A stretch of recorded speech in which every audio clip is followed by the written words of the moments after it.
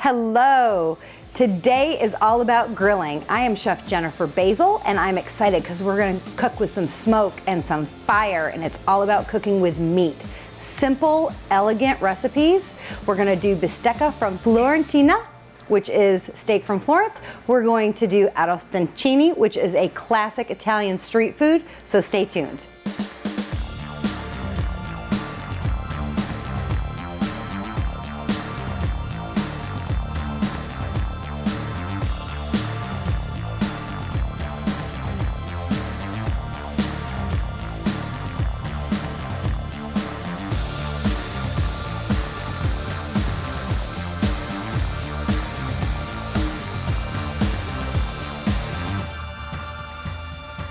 For our first grilled recipe, we are going to do bistecca a Fiorentino, basically steak from Florence. It's a very simple recipe, but as the ancient Italians did, grilling was the method of cooking. Today I don't have an outdoor grill, so we're gonna make do with the stovetop, but it's a very simple recipe consisting of some rosemary, some salt, pepper, and a great 3-inch cut T-bone steak.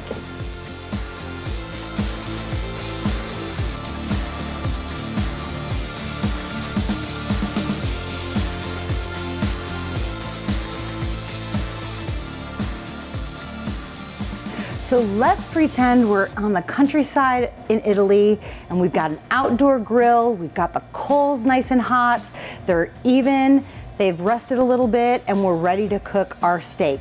The first thing we want to do with this is get our grill so that the steak doesn't stick. So I'm going to actually put some oil on a rag.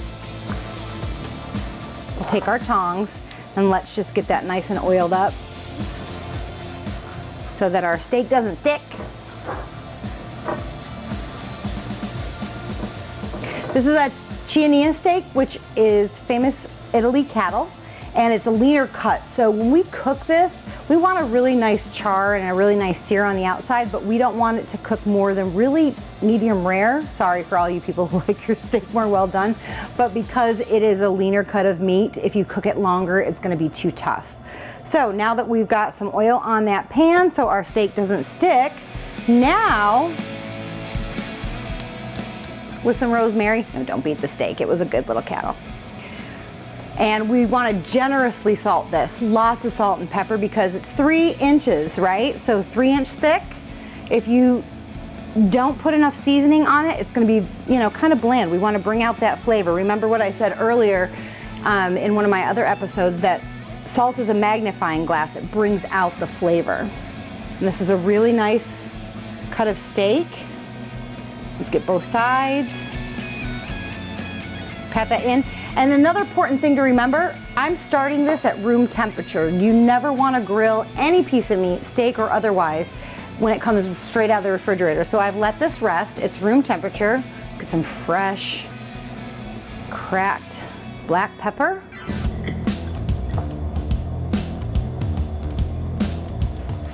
We're ready to throw it on the grill.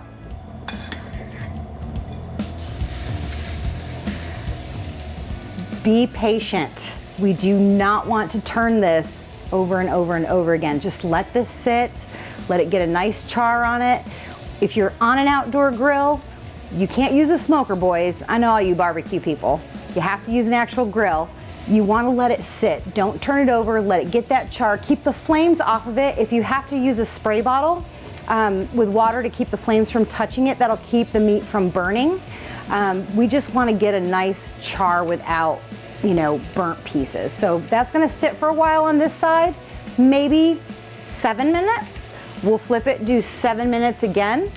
And then if we want to, we could get a crisscross hatch by turning the steak, but really, we just wanna kind of let this grill at a medium temperature so that it cooks to a medium rare. And that's it, simple.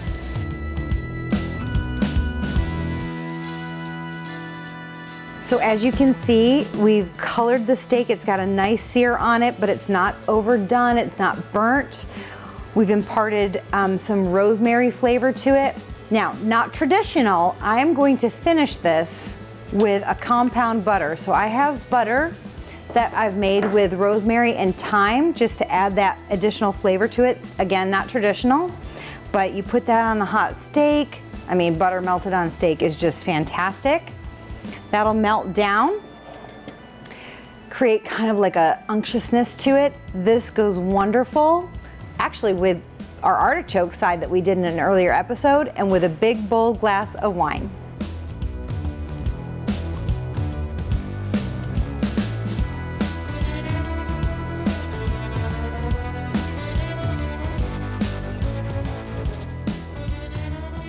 For our second recipe, we're sticking with the grill. We are going to make Italy's most famous street food, arrosticini, lamb skewers. These are not pre-marinated.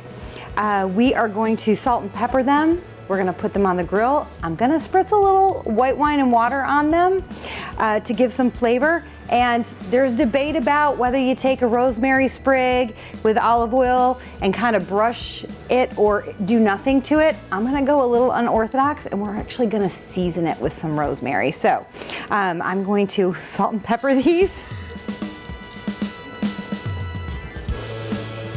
I'm gonna sprinkle a little rosemary, and that'll take some of that bitterness out of the lamb.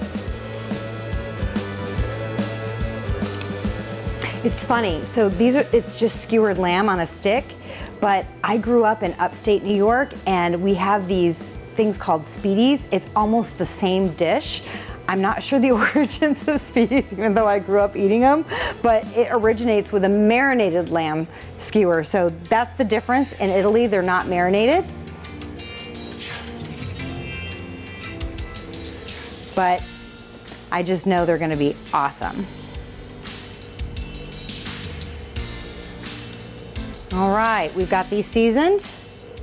Let's take them over to the grill. I'm also going to toast some bread because that's how you would eat these. You would take the meat off the skewer and eat them with the toasted bread.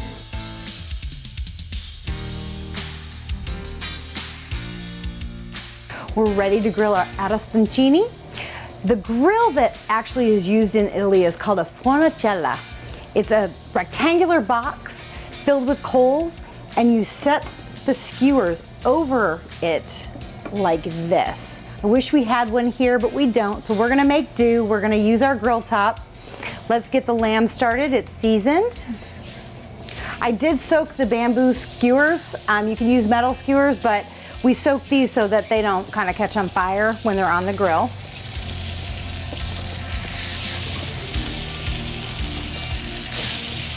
And we're gonna get that started. These are eaten with toasted bread, so let's toast some bread. And we're gonna grill that as well. Now, if you want to impart some more flavor, since these are unmarinated lamb skewers, you would actually spritz this with some white wine. And you know, I just happen to have some white wine. I put a little bit of water in it so we don't, start a fire. I might have taking a little sip. I'm just kidding. I have some red wine over there. But that's a good way to impart some flavor in these without having to marinate them. Let's butter both sides of that bread.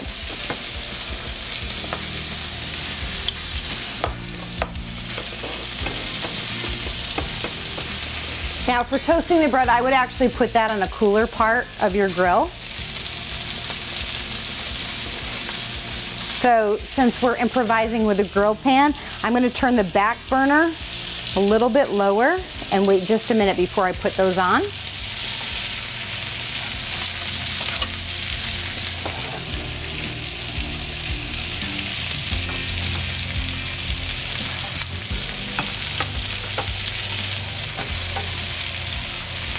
All right, we're gonna let these grill for a few minutes.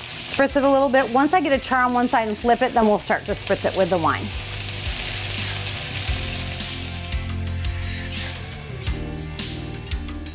So the bread is toasted on one side.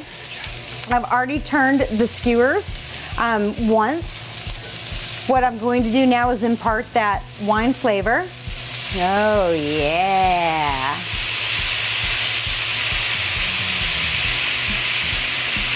We're gonna continue to cook those on the other side. And another way to keep this kind of moist and not dry out and be tough to eat, when we cut our lamb shoulder, We put fattier pieces in between the lean pieces, so the fat from one piece will kind of melt into the more leaner pieces, and that will keep that from becoming too chewy. Our bread's gonna be done quicker than the lamb. That one looks great. Look at that. Beautiful.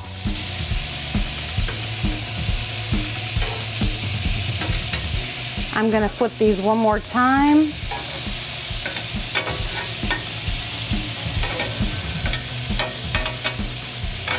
And you know me, let's put some more wine on it. We'll give that just a few more minutes. And I think we're ready to have our arancini. So our arancini is done grilling. I've got the bread grilled. Now, if you're a true carnivore, we can just take that off the skewer and you can just eat those bites of lamb. Or you can take it, place it on the bread and eat it like a sandwich. Who says a girl can't grill? And by the way, the best wine to drink with this would be a Montepulciano, a nice red wine.